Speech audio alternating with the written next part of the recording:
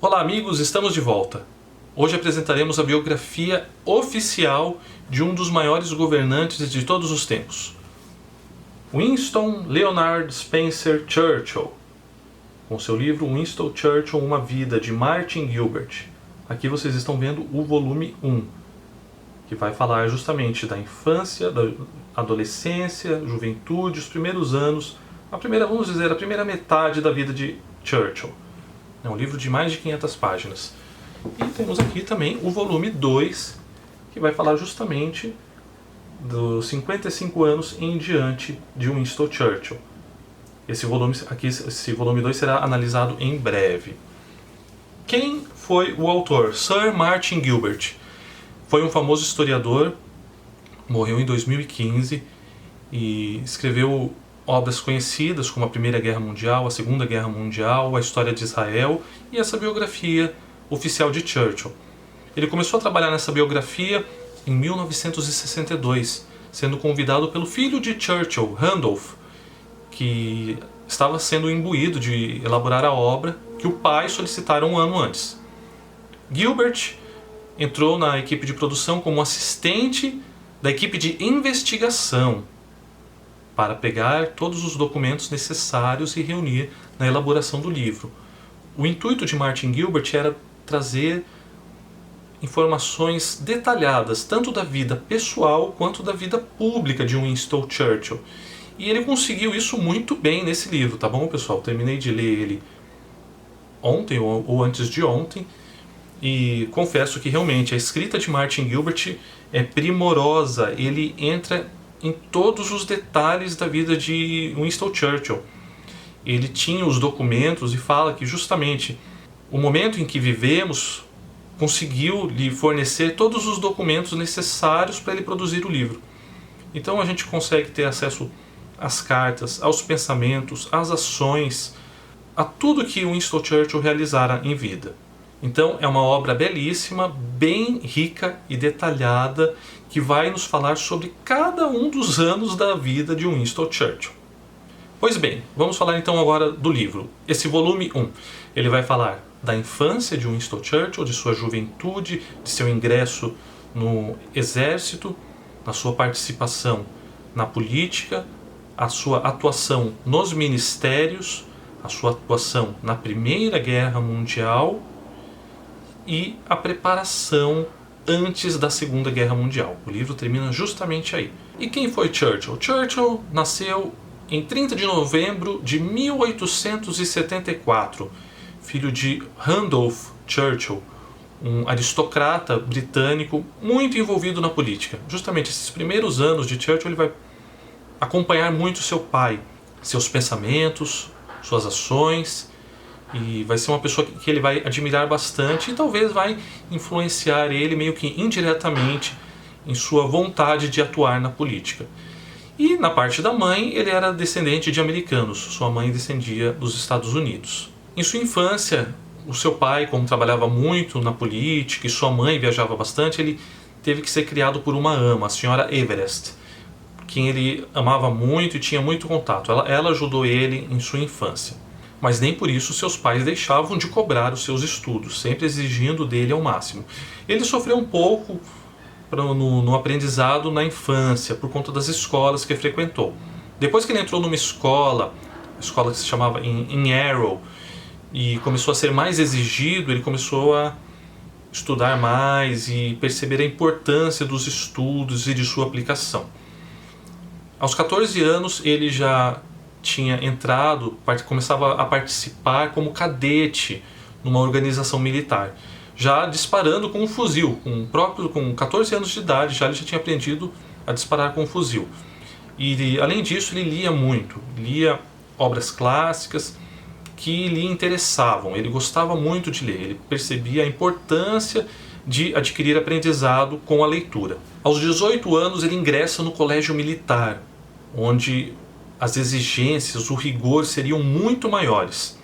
Então ali ele já começou a sentir o baque da necessidade de se esforçar mais, de aprender mais, de desempenhar um papel melhor para poder ser reconhecido.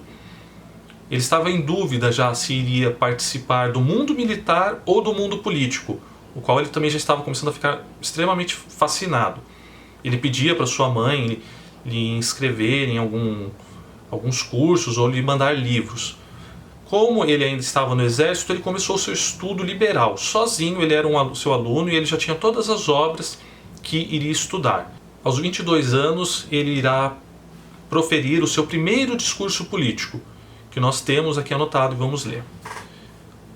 Ele falava a respeito dos assuntos do Império. Mesmo no ano do jubileu, 1897, diziam que o Império Britânico atingira o auge de sua glória e de seu poder, e que agora iremos começar o declínio, como Babilônia, Cartago e Roma declinaram. Não acreditem nesses pessimistas, disse ele. Desmintam seu pessimismo sombrio, mostrando com atos que o vigor e a realidade de nossa raça não deixará que o império que herdamos de nossos pais caia. Aqui ele tinha sido interrompido por uma ovação. Que nossa bandeira flutuará sobre o mar, que nossa voz será ouvida nas assembleias da Europa, que nosso soberano será apoiado pelo maior dos seus súditos, que continuaremos a seguir o caminho indicado por uma mão sábia e que seguiremos em nossa missão de levar a paz, a civilização e um bom governo aos mais remotos limites da Terra. Então, após esse discurso, ele será enviado para a sua primeira guerra nas Índias, em Malakand, onde ele vivenciará os terrores e os horrores que ocorrem nas batalhas. Ele irá presenciar isso e também será um representante. Ele irá registrar em cartas e enviar para um jornal que se chamava Daily Telegraph. Sua mãe conseguiu mexer os pauzinhos e conseguiu com que publicassem as suas cartas.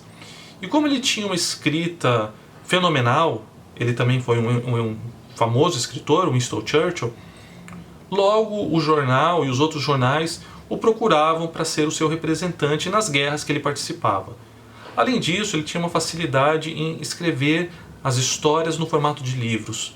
Então, em breve, ele não terá mais problemas financeiros, pois receberá todos os direitos por obras que ele publicará, principalmente por conta das guerras que ele participou, viveu ali ao vivo. Depois da Guerra da Índia, ele irá também para uma guerra no Sudão, onde ele presenciará a morte dos vencidos que estavam feridos. As tropas britânicas matavam todos esses vencidos justamente por eles estarem feridos. Então Churchill fala que essa vitória foi muito desonrosa porque matou aquelas pessoas já indefesas e que a culpa era de um comandante, esse comandante inglês que mais tarde irá participar da Primeira Guerra junto com ele. O nome desse comandante era Kitchener. Em 1899 ele recebe uma proposta para participar das próximas eleições, sendo um representante do Partido Conservador. Ele aceita. As eleições seriam em breve. Antes das eleições serem realizadas, ele ainda vai para uma outra batalha na África do Sul. Lá, antes dele chegar no fronte de guerra, ele estava indo de trem até o local. Esse trem é descarrilhado, ele sofre uma emboscada e Churchill é capturado. Na prisão, ele combina junto com alguns colegas uma fuga. Ele consegue fugir, os seus colegas não. Então ele percebe que mais tarde seus colegas falam que quando ele pulou o muro, o policial ficou ali próximo do muro e os colegas não conseguiram fugir. Então Churchill foi embora. Em seguida ele volta à Inglaterra, daí ele participa das eleições onde ele consegue ser eleito pelo Partido Conservador com uma pequena margem de diferença.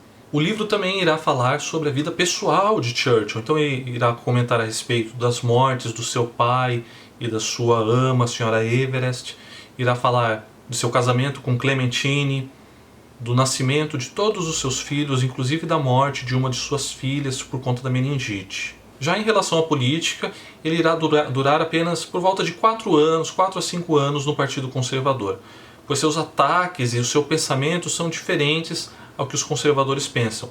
Ele começará a ser atraído para o Partido Liberal. Então ele irá trocar de partido e ser eleito como um liberal.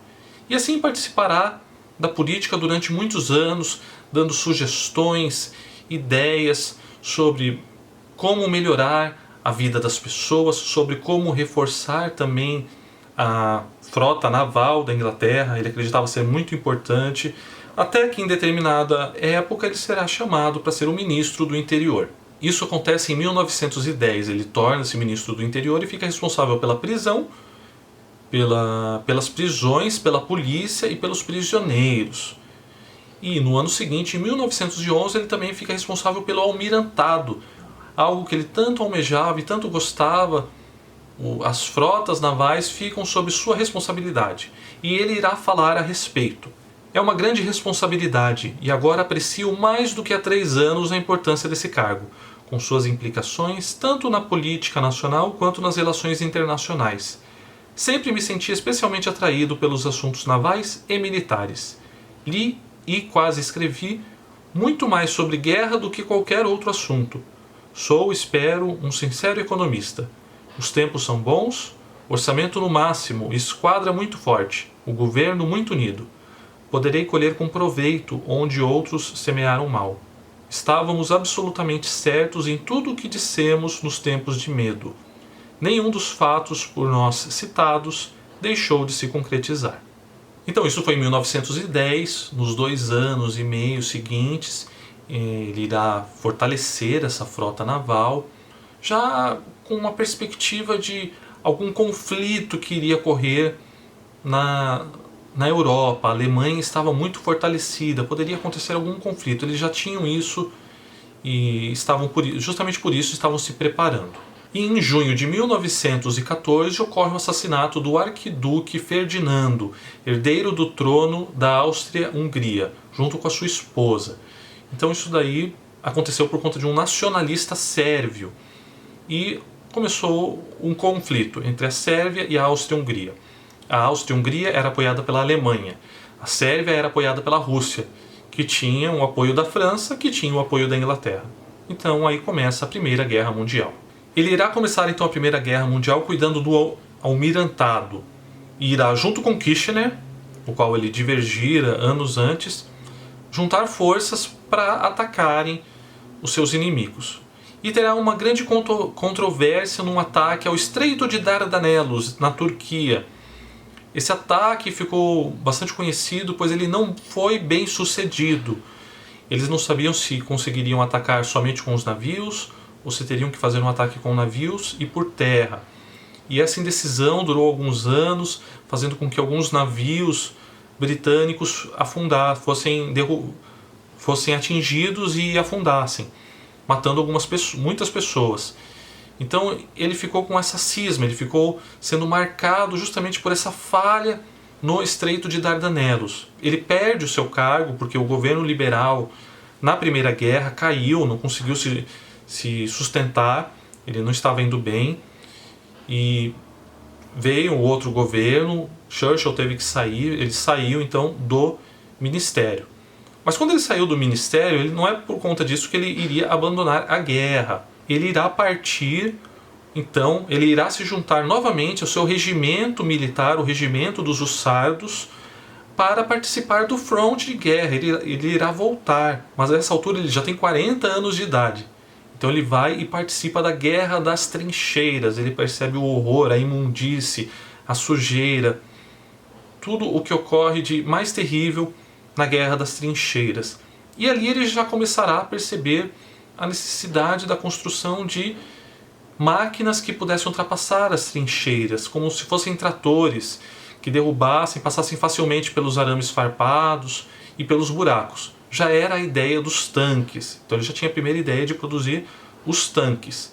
Em seguida ele irá receber também outras informações da construção desses navios terrestres, que justamente serão denominados como tanques para não permitir com que os espiões identificassem essa nova arma de guerra. Mais tarde, ainda na Primeira Guerra, ele consegue retornar ao Ministério das Munições, onde irá justamente atuar mais fortemente na construção de tanques grandes. Ele pretendia construir 1.500 tanques grandes para combater a Alemanha.